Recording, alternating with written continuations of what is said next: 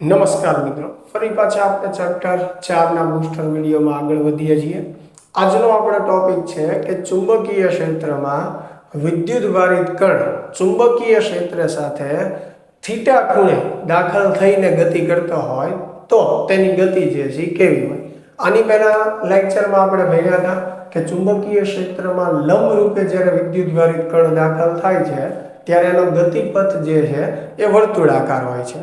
હવે આ કેસમાં આપણે જોઈએ તો એ સમજવા માટે આપણે સિમ્પલ ધારો કે આ દિશામાં આપણે ચુંબકીય ક્ષેત્ર લઈએ, એની સાથે થીટા કોણ બનાવતી દિશામાં કોઈ વિદ્યુતભારિત કણ દાખલ થાય છે તો અહીંયા વેગ જે છે બે ઘટકોમાં વહેંચાઈ જશે, v cos થીટા અને ઉપરની તરફ આવશે v sin થીટા, બરાબર। જ્યાં v sin થીટા જે છે એને v લંબ ઘટક પણ કહે છે અને v cos થીટાને સમાંતર ઘટક કહે છે।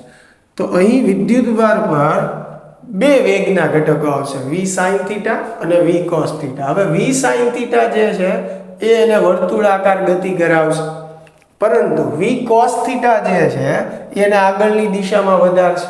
એટલે ચુંબકીય ક્ષેત્રમાં જ્યારે આ વિદ્યુતભારિત કણ દાખલ થશે ત્યારે શું થશે તો કે v sin થીટા એને વર્તુળાકાર ફેરવશે, પણ એ એક જ સ્થાને વર્તુળાકાર ગતિ કરી શકશે નહીં, કારણ કે v cos થીટા એને આગળ વધારશે। એટલે હવે આ વિદ્યુતભારની ગતિ જે છે એ આવી રીતે સ્પ્રિંગ જેવા આકારની હશે, જેને હેલિકલ આકાર કહે છે। એટલે આવી રીતે વિદ્યુતભારિત કણ વર્તુળાકાર ગતિ કરતો કરતો આગળ વધશે। એટલે આવા ગતિપથને શું કહેવાય? હેલિકલ આકારનો ગતિપથ। તો આ ખાસ ધ્યાન રાખવાનું કે ચુંબકીય ક્ષેત્રમાં જ્યારે વિદ્યુતભારિત કણ કોઈ થીટા ખૂણે દાખલ થાય છે ત્યારે એનો ગતિપથ હેલિકલ આકારનો હોય છે। હવે બીજી વાત કે આ વિદ્યુતભારિત કણ જ્યારે એક ચક્કર પૂરું કરે, ધારો કે અહીંયાથી ગતિ કરતા કરતા એ જે છે એ અહીંયા આવશે, એટલે એક પરિભ્રમણ પૂરું થયું। એક પરિભ્રમણ માટે જે સમય લાગે એને આપણે આવર્તકાળ કહીએ, બરોબર છે। બીજી ભાષામાં કે અહીંયા એક પરિભ્રમણ પૂરું થયું એટલે આ એક આંટો થશે, એવી રીતે આ બીજો આંટો થશે, એવી રીતે આ ત્રીજો આંટો થશે। તો ક્રમિક આંટાઓ વચ્ચેનું જે અંતર હોય એને કહેવાય પેચ અંતર અથવા પીચ અંતર। ક્રમિક આંટાઓ વચ્ચેના અંતરને શું કહેવાય? પેચ અંતર અથવા તો પીચ અંતર।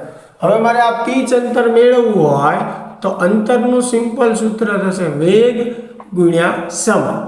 હવે અહીંયા સમજો વેગ કયો આવશે તો કે એને x દિશામાં આગળ કોણ વધારે છે? v cos થીટા, એટલે વેગનો સમાંતર ઘટક આવશે। હવે સમય તો એક પરિભ્રમણ માટે સમય કેટલો લાગે? આવર્તકાળ જેટલો, બરાબર। હવે v સમાંતર એટલે શું થશે? v cos થીટા થશે। હવે આવર્તકાળનું સૂત્ર અગાઉ પણ આપણે જોયેલું છે 2πm/q। અને થોડું ગોઠવીને લખીએ તો x બરાબર સૂત્ર મળશે 2πm v cos થીટા છેદમાં q। તો આ મિત્રો આપણને જે સૂત્ર મળે છે એ છે પેચ અંતરનું સૂત્ર।